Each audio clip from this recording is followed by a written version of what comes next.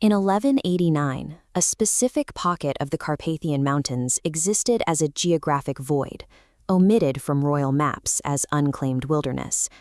At the center of this black forest stood Durnholde, a structure carved directly into the mountain's face. Vargan designed the architecture as a tool for reaching into the bedrock, using the heavy stone walls to brace deep tunnels, rather than repel invading armies. Vargan's obsession with the earth below stemmed from a belief that the mountain housed an ancient power, capable of granting him control over life and death. The excavation cost dozens of lives. Miners vanished into the deep shafts without a trace, and those who managed to crawl back out died within hours, their bodies twisted into unrecognizable shapes. Vargan ignored the mounting casualties because he had begun hearing a voice from the depths, a low murmur promising him immortality in exchange for further digging. By the time the workers reached a final layer of stone, Durnholde had moved past the stage of a normal fortress and become the focal point of a fatal, unnatural obsession. Miners eventually broke into a chamber where the walls felt warm and looked smooth like glass. In the center of the floor sat a perfectly circular pit, dropping into a darkness so thick that torchlight could not penetrate it. A constant sound emanated from the hole, a slow, deep rhythm that mirrored the breathing of a massive resting organism. Vargan ordered his men to lower him into the pit on a line of ropes. As he descended, the breathing sound abruptly cut out, leaving the chamber in total silence before the ropes went slack. When the men pulled him back up, Vargan's skin was a pale gray, and his eyes had turned entirely black. His voice had become a layered, distorted drone that sounded like multiple people speaking at once. Vargan's new commands came in whispers that echoed through the stone. He began treating the fortress inhabitants as disposable tools, using them to guard the tunnels and maintain the rules of the pit. Decades passed without Vargan aging a single day. A scribe named Alric, who had lived in the fortress since childhood, spent his time documenting the slow decay of the residents' sanity as they were forced to serve the entity below.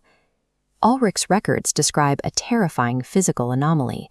The stone structure of Durnholde is shifting. Corridors grew longer when Alric turned his back, and solid walls began rotating into impossible geometric angles.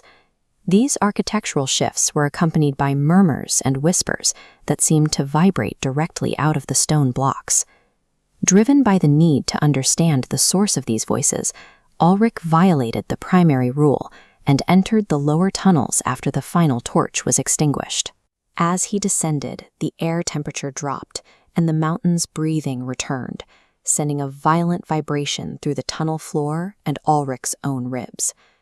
When Alric reached the pit, he found the stone rim pulsing like living flesh, expanding and contracting with every deep exhale from the darkness.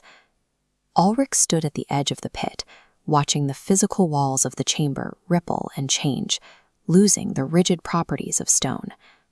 A mass of folding shapes and limbs rose from the darkness of the pit, with faces constantly merging into each other and separating in a cycle of impossible motion. Vargan stood perfectly still at the edge of the hole, watching the shifting forms rise without moving a muscle. The creature spoke directly into Alric's mind, ignoring his ears. It said, "Another one sees." The entity relied on this recognition to manifest. By looking at the creature and understanding its form, Alric's mind acted as a fresh bolt, anchoring the thing to the mountain and strengthening its grip on our reality. As the entity's hold on the site tightened, the ground beneath Alric softened like flesh, pulling him downward into the abyss. By sunrise, the mountain had been wiped clean.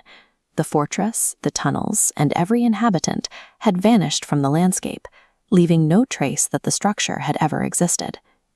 Centuries later, the ground in that specific Carpathian valley still pulses faintly. The entity is still waiting beneath the soil for the next traveler to notice the rhythm of its breath and provide a new anchor for its return.